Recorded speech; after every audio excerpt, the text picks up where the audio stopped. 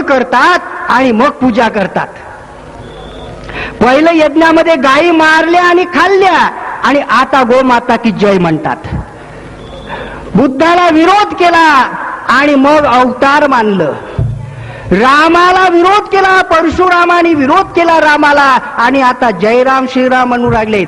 छत्रपती शिवाजी महाराजांच्या राज्याभिषेकाला विरोध केला, एकही पंडित महाराष्ट्रामध्ये मिळाला नाही आणि आता जय शिवाजी म्हणतात. डॉक्टर बाबासाहेब आंबेडकरांचा किती छळ केला ते तुम्हाला माहिती आहे आणि आता बाबासाहेबांची पूजा करायला लागतं शंकराचार्यापासून. हे ओळखा तुम्ही, हे कारस्थान कोणतं आहे. या शेतकरी कष्टकरी कुणबी तेलीमाळी बौद्ध मुस्लिम या बहुजन समाजाला गाडण्याचं एक कारस्थान आहे. यांच्या या अंधश्रद्धांमध्ये आणि देवधर्माच्या मायाजाळात तुम्ही येऊ नका, लक्षात ठेवा. शिवाजी महाराजांचं असं एक धोरण नव्हतं आणि त्यासाठी हे लक्षात ठेवा की बुद्धांनी शिवाजी महाराजांनी नंतर हा समाज वर उचलण्यासाठी लढा दिला. शिवाजी महाराजांनंतर इंग्रज आलेत. इंग्रजांनी सुद्धा आपण दिसलो नसतो. हे शिकलेली मुलं दिसतात आपली, इंग्रज आले नसते तर दिसलो नसतो. कारण शिक्षणाचा अधिकार जो होता तो फक्त ब्राह्मणांना होता. ब्राह्मणांच्या स्त्रियांना सुद्धा शिक्षणाचा अधिकार नव्हता. ब्राह्मणांच्या स्त्रियांना. महात्मा फुले शिकायला लागले तर त्यांच्याच कुलकर्णी नावाच्या ब्राह्मणांनी त्यांच्या बापाकडे कंप्लेंट केली, म्हणे मुलगा बिघडतो, धर्म बुडतो. बापानी महात्मा फुलेंना कॉलेजमधून शाळेमधून काढलं आणि एका मुस्लिम आणि एका ख्रिश्चन विद्वानांच्या आग्रहामुळे पुन्हा टाकलं. म्हणून महात्मा फुले दिसले. हे लक्षात ठेवा. शिक्षण तुम्हाला घेऊ द्यायचं नाही आणि शिक्षणही घेतलं तर ती सुविद्या नसेल, ती कुविद्या असेल. कुविद्या कशी तर ती अंधश्रद्धेच्या गटारामध्ये मलिन झालेली अशी विद्या. अंधश्रद्धा कशी. एक डॉक्टर माझी वहिनी रस्त्यात भेटली, चांगली प्रोफेसर आहे, मोठ्या पदावर, आणि नवरा बायको आम्ही जात होतो. नवरा बायको म्हणे मला मुद्दाम म्हणते, देशमुख साहेब मी देवळातून आले. मुद्दाम सांगते देवळातून आले. मी म्हटलं वहिनी देवाला काय मागितलं. हेच मागितलं ना, हे देवा माझा दवाखाना चांगला चालू दे. आणि दवाखाना चांगला चालून केव्हा, जास्तीत जास्त लोक बिमार पडले तेव्हा. हेच मागितलं का. आणि देवानी लोकांना बिमारच पाडलं नाही तर दवाखाना चालेल का. तू तर असं म्हटलं पाहिजे की हे देवा हा बिमार पडला ना, तू कसा नेतो तर पाहतो, चॅलेंज आहे, इंजेक्शन देते. हिम्मत पाहिजे. पण यांचं नॉलेज कमी पडतं. मग हे देवाच्या नावाने ईश्वराची कृपा असेल, अरे तू कशासाठी आहेस, मग ईश्वराकडेच नेलं असतो, तुझ्याकडे साठी कशाला आणलं. तुझं नॉलेज कमी पडतंय आणि म्हणून तुम्ही बोंबा मारता देवाच्या नावाने. हा देवानी माणूस निर्माण केला नाही. वस्तुस्थिती अशी आहे की माणसानंच देव निर्माण केला. तुम्ही विश्वास ठेवू नका, तुम्ही विचार करा. तुम्ही विचार करा हे मी सांगितलेलं आहे. माझा आग्रह नाही, माझा आग्रह नाही. परंतु देशमुख नावावर जाऊ नका. एका अतिशय गरीब कष्टकरी शेतकऱ्याचा मुलगा आहे आणि विद्येची कास धरल्यामुळे आज आम्ही सगळे कुटुंबाच्या कुटुंबात 50-60 हजार सगळ्यांची सॅलरी धरली तर येते. असं काही शिक्षण विद्या देवबापा करत बसलो असतो तर एखाद्या शेतामध्ये कोणाच्या म्हशी चारत बसलो असतो.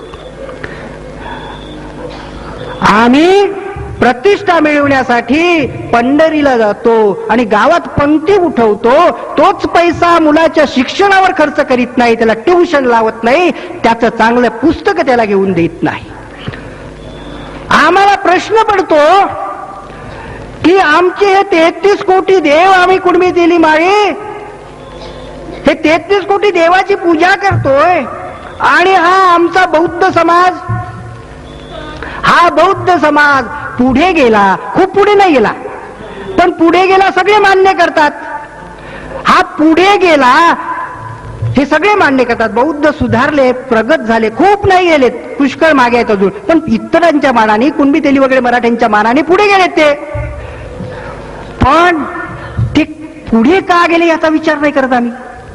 अहो या बौद्धांनी हे 33 कोटी देव सोडून दिले तो, यांचं तर वाटोळं व्हायला पाहिजे होतं, पण ते पुढे गेलेत. अरे कोणता त्यांचा पावरबाज महापुरुष होता, त्यांचं ऐकल्यामुळे ते पुढे गेले याचा विचार करा. आणि ते पावरबाज महापुरुष डॉक्टर बाबासाहेब आंबेडकर, त्यांच्या शिक्षणाला मराठा कुणब्यांचा राजा छत्रपती शाहू महाराज यांनी मदत केली.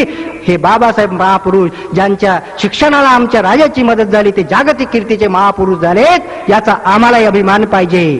परंतु इथल्या उच्च वर्गाने बाबासाहेबांबद्दल आमच्या मनामध्ये आकस निर्माण केलाय, तिरस्कार निर्माण केलाय. कारण आम्ही एक होऊ नयेत, आम्ही सगळ्या जातीतले लोक एक होऊ नयेत, आणि एक झालो तर ते दिल्लीची सत्ता आम्ही आपल्या मनासारखे तिथे कायदे करू शकू. हे होऊ नये यासाठी हे कारस्थान आहे.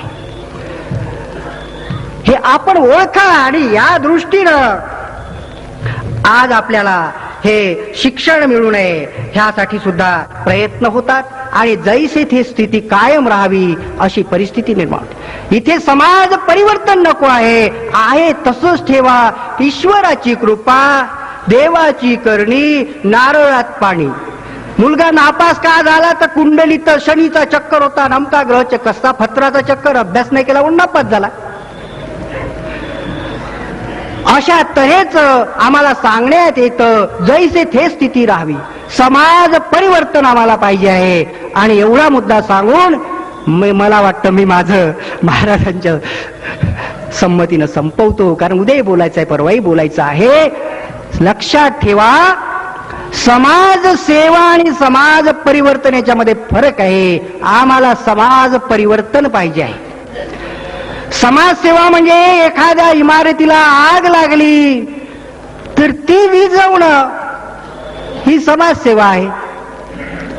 पण एक म्हणतो अरे थांबा, थांबा म्हणतो, तूच नाही लावलेली का आग? अरे नाही थांबा, तुम्ही आग विझवता पण ते आग लावणारे तिथे लपून बसले आहेत, त्यांना पकडा. आग विझवणं समाजसेवा आहे, आग लावणारे पकडणं हे समाज परिवर्तन आहे. पण ज्यांना आग लावणारे पकडायचे नाहीत ते आग विझवण्याच्या समाजसेवेच्या गोष्टी करतात. शेतकऱ्यांना कर्जमाफी देणं समाजसेवा आहे, परंतु या कष्टकरी शेतकरी वर्गाला कर्ज घेण्याची पाळीच येणार नाही अशी त्याची स्थिती सुधारणं हे समाज परिवर्तन आहे. बेकाराला नोकऱ्या देणं ही समाजसेवा आहे, परंतु या देशात कोणाचाही मुलगा बेकार राहणार नाही अशी परिस्थिती निर्माण करणं हे समाज परिवर्तन आहे. भिकाऱ्याला भीक देणं समाजसेवा आहे. पुण्याचं काम म्हणत असाल तर म्हणा, कोणी शिकवलं असेल तुम्हाला तर. पण भिकाऱ्याला भीक देणे ही समाजसेवा आहे, परंतु या देशामध्ये कोणालाही भीक मागण्याची पाळी येणार नाही अशी त्याची स्थिती सुधारणं हे समाज परिवर्तन आहे. जे शिवाजी महाराजांना हवं होतं, जे स्वामी विवेकानंदांना हवं होतं, जे शुकदास महाराजांना हवं आहे, जे आपल्यालाही हवं असावं असं मला वाटतं. आणि इथं मी माझं संपवतो. काही चुकलं असेल, कुठं दुखलं असेल